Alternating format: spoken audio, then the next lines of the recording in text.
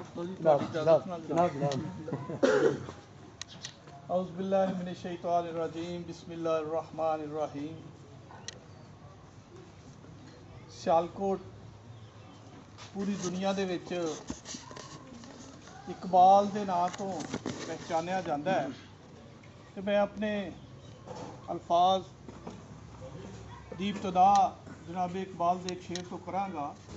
جناب فرماندے نے، قرآن میں ہو غوطۂ زن اے مرد مسلمہ، قرآن میں ہو غوطۂ زن اے مرد مسلمہ، اللہ کرے عطا ہو تجھے جدت کردار.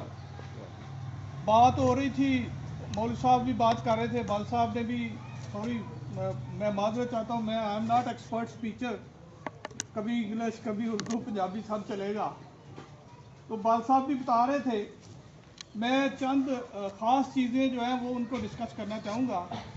سب سے پہلے تو میں دا ورڈ جٹ جو ہے اس کو بتانا چاہتا ہوں کہ یہ کیا ہے، کہاں سے سٹارٹ، کیونکہ ہمیں ہمارے بچوں کو سب کو پتہ ہونا چاہیے کہ جو لفظ ہم ہر بندہ بڑے فخر سے لکھ رہے ہیں وہ کیا ہے اور کیوں ہے، تاکہ جو ہماری غیر جٹ برادریاں ہیں، میں قسم اٹھاتا ہوں اپنے اللہ کی، وہ ہمیں اپنے سے بھی زیادہ عزیز ہیں. کیوں کہ ان کی وجہ سے ہماری پہچان ہے.